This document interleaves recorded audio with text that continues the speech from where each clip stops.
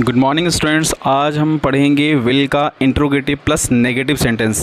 दोस्तों ये भी बहुत ही इंपॉर्टेंट है क्योंकि इसका इस्तेमाल सामान्य बोलचाल में सबसे ज़्यादा होता है। जो इसकी पहचान है, पहले इसकी पहचान समझ लेते हैं। हिंदी वाक्य के अंत में गा गी गे आता है तो ये सेंटेंस विल का सेंटेंस बन जाता है, विल का सेंटेंस होता है। चूँकि ये विल का इंट्रोगेटिव प्लस नेगेटिव सेंटेंस है तो इंट्रोगेटिव मतलब प्रश्नवाचक यानी सवाल करने वाला, और नेगेटिव मतलब नकारात्मक मतलब मना करने वाला।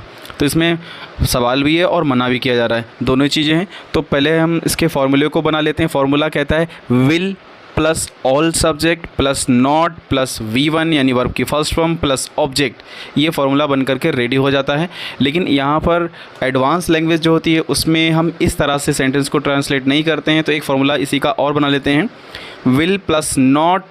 इसको अगर हम लिखें मिला करके लिखते हैं तो इसको वॉन्ट लिखा जाता है, यानी कि WON-T ये हो जाता है want, plus all subject plus verb की फर्स्ट फॉर्म प्लस ऑब्जेक्ट। ये फार्मूला करेक्ट, दोनों फार्मूले रख लेते हैं, दोनों से ट्रांसलेट करके देखेंगे। तो हम जो सब्जेक्ट है, सब्जेक्ट दोस्तों दो तरह के होते हैं, सिंगुलर और प्लूरल। सिंगुलर मतलब एक वचन, प्लूरल मतलब बहुवचन। सिंगुलर में ही, शी, इट एंड नेम, और प्लूरल में आई, यू, वी, दे आता है। तो चलिए अब इसको ट्रांसलेट कर लेते हैं। एक हिंदी का सेंटेंस बनाते हैं पहले। क्या आप अमेरिका नहीं जाओगे? मेरा दोस्त अमेरिका जाने वाला था लेकिन वो मना कर रहा है, तो मैं उससे सवाल पूछूंगा, क्या आप अमेरिका नहीं जाओगे?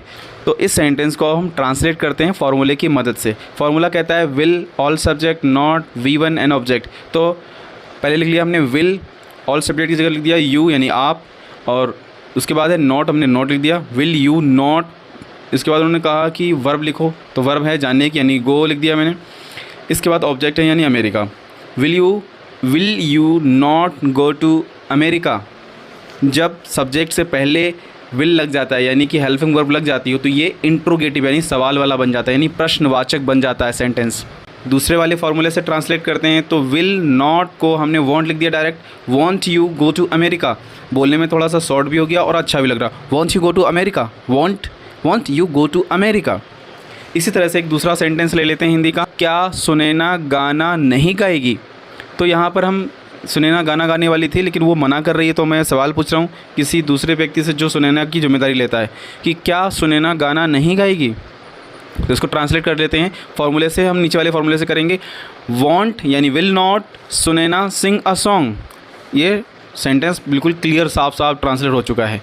अब एक और सेंटेंस ले लेते हैं, क्या रमेश खाना नहीं बनाएगा या पकाएगा? पकाएगा कहना ज़्यादा अच्छा होता है क्योंकि यहाँ पे कुक कहा जाता है बनाने को। तो यहाँ पे लिखेंगे वॉन्ट यानी will not Ramesh cook the food, यानी खाने को नहीं बनाएगा। दोस्तों ये बहुत ही इंटरेस्टिंग है, बहुत ही इंपॉर्टेंट है। इसको बार बार बोलिए और अपने फ्रेंड से बोलिए क्योंकि इसमें सवाल भी है और मना भी किया जा रहा है।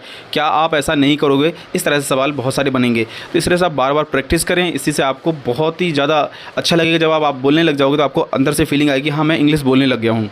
इस तरह से आप बार बार प्रैक्टिस करोगे तभी आपको इसमें मज़ा आएगा। दोस्तों इसी तरह की आपको क्लासेस में आपको प्रोवाइड कराता रहूँगा, और हमारे चैनल को सब्सक्राइब करें, बेल आइकन भी ज़रूर दबाएं ताकि आने वाले नई नई जो वीडियो हैं उनका नोटिफिकेशन आपको मिलता रहे।